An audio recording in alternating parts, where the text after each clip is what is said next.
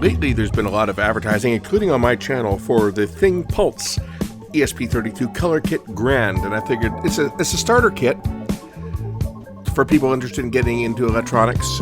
Very, very simple to assemble. You just program some code, and this one's the weather station. I figured, what the heck?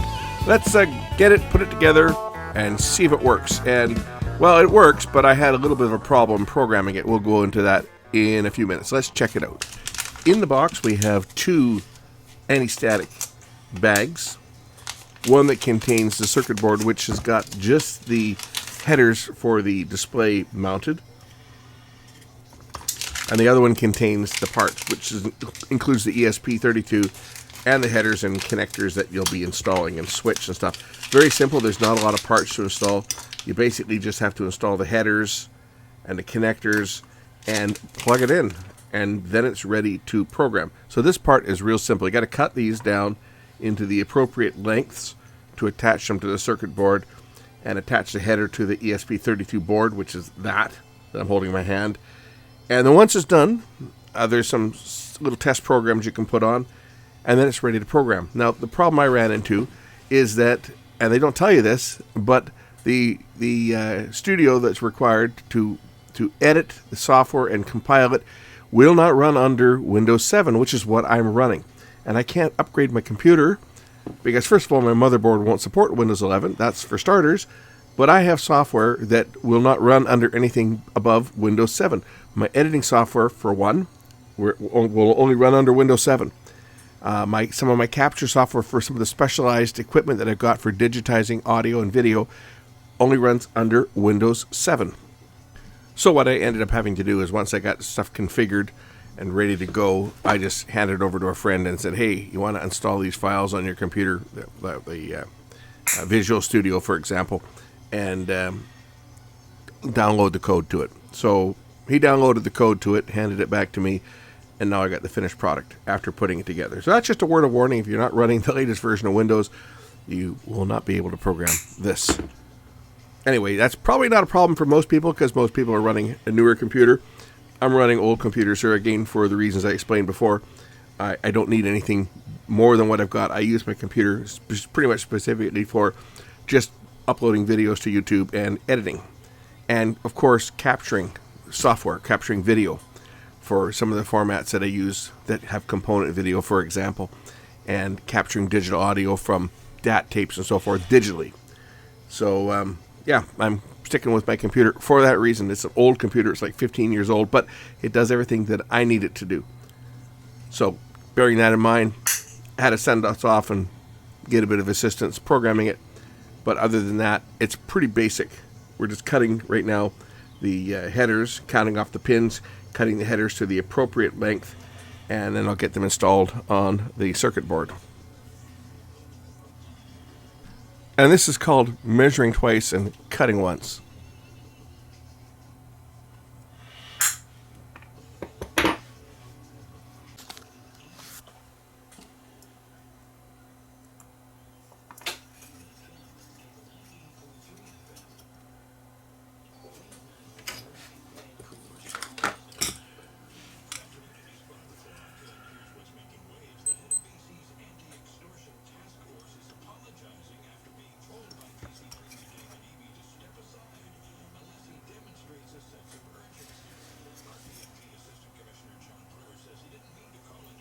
Obviously, I want to make sure that the headers are straight so that they'll line up with the other side when I plug the board in.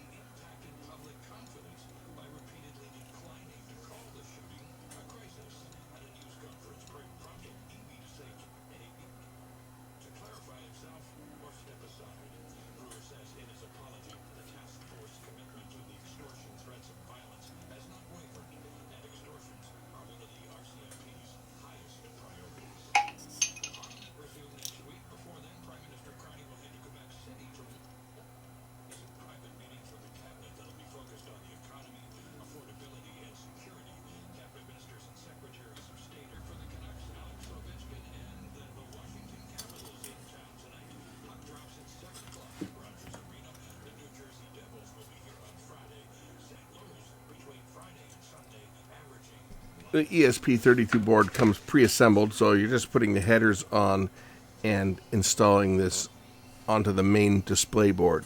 And the other board is basically that. It's just for the display and the power switch and so forth.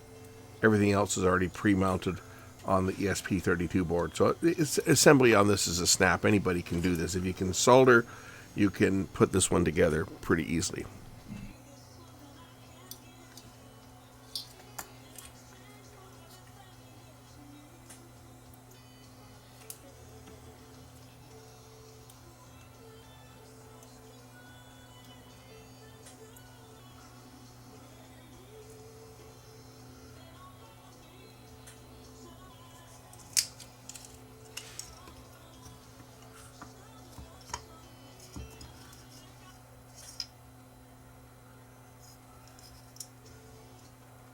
This connector here is actually for the optional battery, which I didn't go with, but I'm going to install the connector anyway.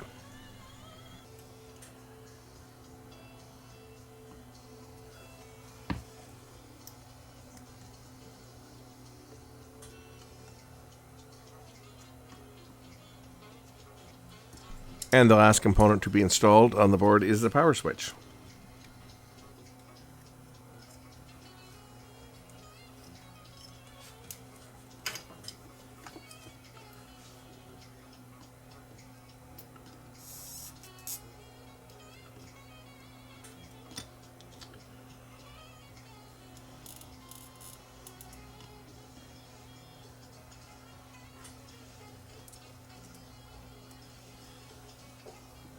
Next, we'll install the ESP32 module. Just put the connectors together and pop it in. It'll pop in with a little click. And now it's ready to mount the display.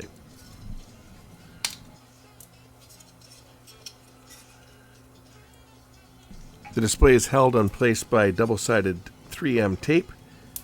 This stuff is going to be impossible to take off once you put it on, so make sure you get the display lined up correctly the first time, because once you put this down, you're not getting the display off without breaking it.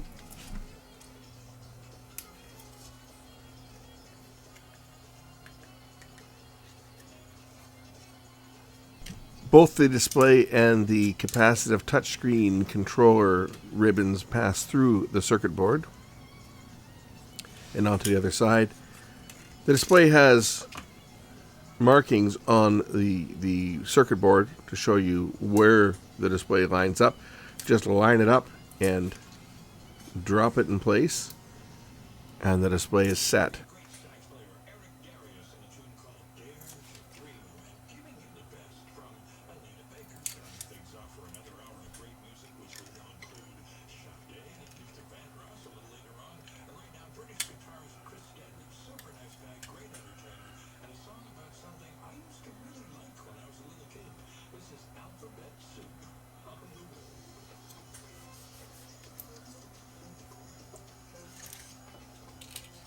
Both of the edge connectors for the ribbon cable are different.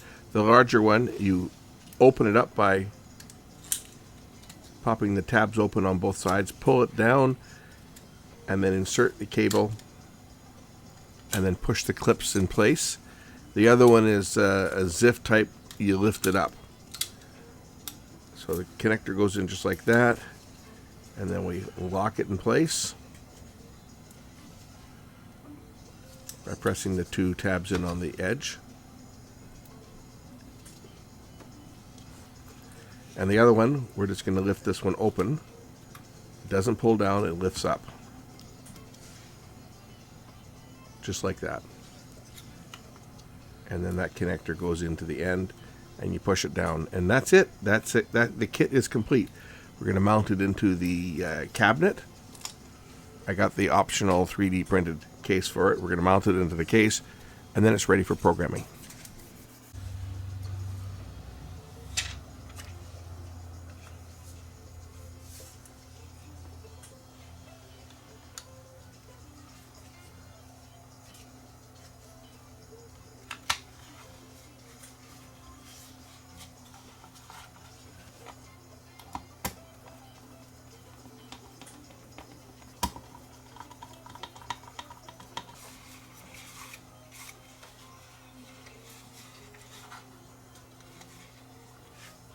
The kit has now been assembled. This will be a weather station once it's programmed. I gotta do a little bit of research now, look up the software, get the software, get it programmed. But that's the assembly of the basic kit. Not too difficult to do this at all. So the configuration for this, and this is probably the hardest part, is getting it set up. You get the software is available from GitHub, and it's open source.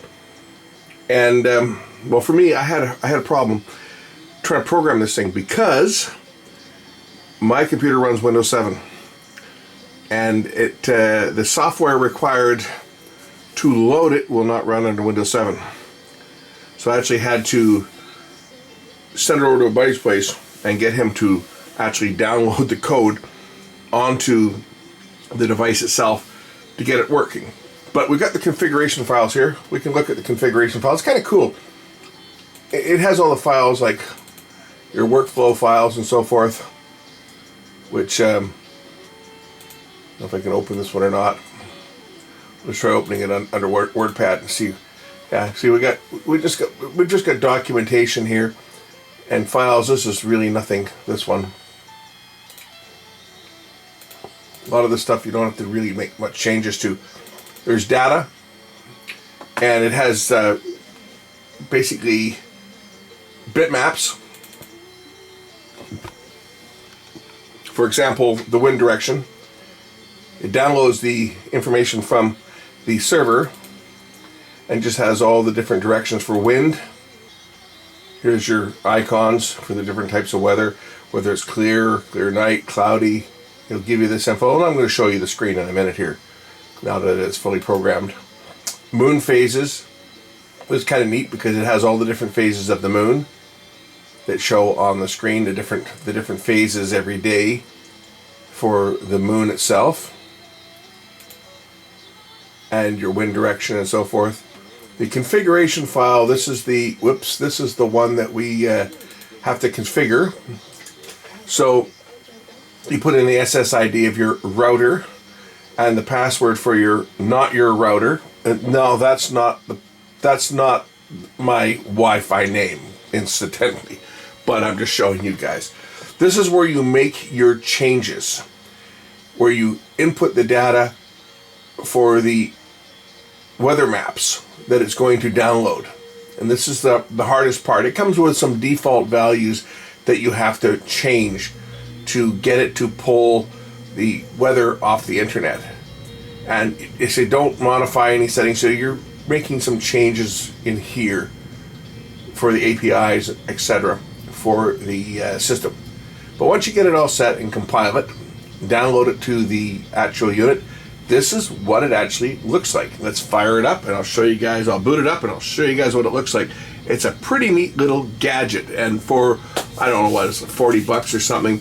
I've seen them advertising on my channel as well as others. I figured I'd give it a shot. It's a very basic kit, as I showed us assembling it. Anybody can do this. If you can solder, you can put this kit together.